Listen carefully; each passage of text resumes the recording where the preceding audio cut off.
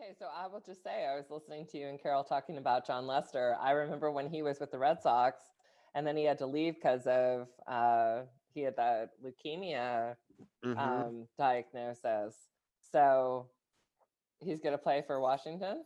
Yeah. Wow.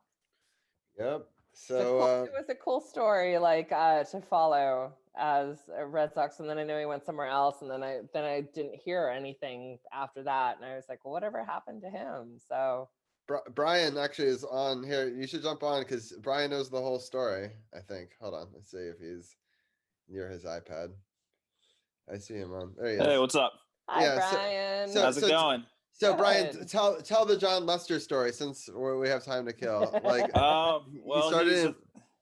he started with the Red Sox, like you said, and Anna's right. He did beat cancer very early in his career, I think after his rookie season. Yeah. And then he went on to win the World Series the next year.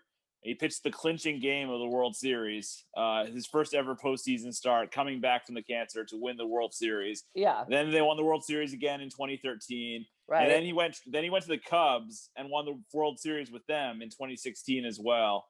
So he's a great story. He's also pitched a no-hitter. He's a real. I actually, even though I hate the Red Sox, it's a good. I like story. him. I like Jon Lester. He's always seemed like a really nice guy. Yeah. No, I hope he does well for the Nats. I think when we talk about players that we can't stand, but then you hear their stories. So it's like the Jon Lester thing for you. I feel the same way about CC Sabathia. Yeah, I love CC. I know. Did you see the HBO documentary about CC? No, but who's been on my ass about it is my brother, because he's like, you should watch this. Like, he's a great guy. He's this, he's that. And I was like, I don't know, but I have it on my list to watch for sure. Yeah, it was good. I really liked it. It was very interesting. Yeah, there's a lot of things that, like, I almost like need to see that other side of the players and aside from their team affiliation. Oh, okay. To get them on your good side. Right. Because I still, like, to this day, I'm like, who are the people that are thinking that it's okay to have Marshawn Lynch do commercials? Because he always was like such a dumbass to me. But then I grew up not far from, like, maybe 10 miles from, like, where he is such a huge influence in Oakland. Yeah, he's big there. Yeah, and the things that he does and the things that they don't talk about on the media, which then I appreciate when you're not making it a media focus. But God, she's so cringeworthy to listen to. But yeah. But he's a big inspiration out there and a huge influence to that Oakland community. So I support that. But CeCe's from Vallejo, California. So he's from not far. Not far. The Bay too. Yeah. Yeah, so that's why my brother was like, I can't believe you're not watching this. Like, you should really see it. It's like, all right, I'll watch it. All right, I think Carol's back, but thank you guys. That was fun. Yeah, no problem. I'll hop off. Carol, we just had like a podcast within a podcast, Carol.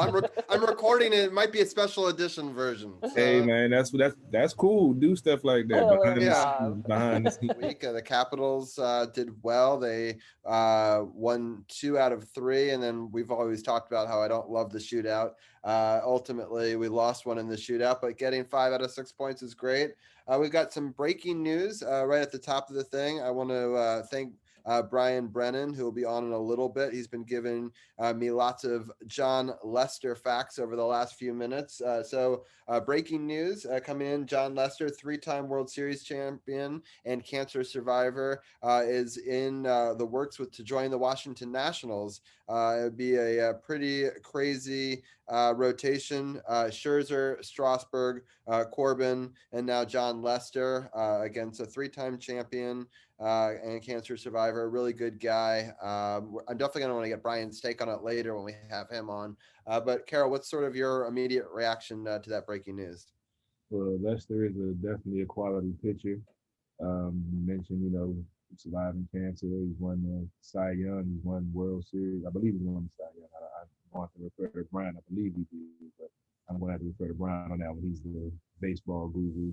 But he has a great, great record, great reputation. He hasn't been any problems that I could recall. And that'll definitely be a solid addition to this lineup because, you can't never have enough quality pitching. And after Strasburg went down last year. Hopefully he'll be back 100% going into the new season. And Mad Max, he was had a couple of injuries and tweaks down the road last year too. So hopefully, they'll come back strong like we saw in 2019, because this team still has the capability to take it all the way, even though, man, Dodgers won it last year. Yeah. So, I mean, as you talked about, we got a crazy week. So we got that breaking Nationals news. I want to give a shout out to the Nationals for signing Jon Lester. I think that's a great signing for them. I think he's going to be really big for your rotation. And also shout out to the new DC United manager, Hernan Losada, hired today as well. So some big news there in the Navy Yard area for the Nationals and DC United. So I just wanted to give a shout out to them. Thank you for doing that. Yeah, no problem. And as far as my podcast goes, new episode released today. No guests on today's episode, but it was just basically me recapping the divisional round, talking about every game. Then I talk a little bit about some of the moves the Yankees have made, which I'm also really excited about, obviously, as a Yankee fan. So it's a pretty good episode. Stay tuned for Friday's episode. Arun will be on, and so will Mike and Tim, as we continue our sorry to steal the roundtable thing, but we've been doing a football roundtable for the last couple of weeks. Yeah, and we're going to be doing it again this Friday for this Friday's episode. So stay tuned for that. Yep, we don't own the market on roundtables. I did not invent it, unfortunately. You didn't trademark it or anything. Did not yet. So we appreciate it as always, Brian, for breaking all that down. And definitely people can check out upon further review with Brian Brennan. Click the podcast button, click that, and boom, latest podcast will be right there. So appreciate it as always, Brian. We'll talk to you next week. Have a good night, guys. All right. Take it easy, man. All right, sounds good. The Capitals did really well those first two road games. In just a moment, we'll break that down with Anna. But also just this COVID news hitting the Washington Wizards, usually in a week where we have very few games, as we only actually had the one game we talked about live last week, which was a blowout of the Suns.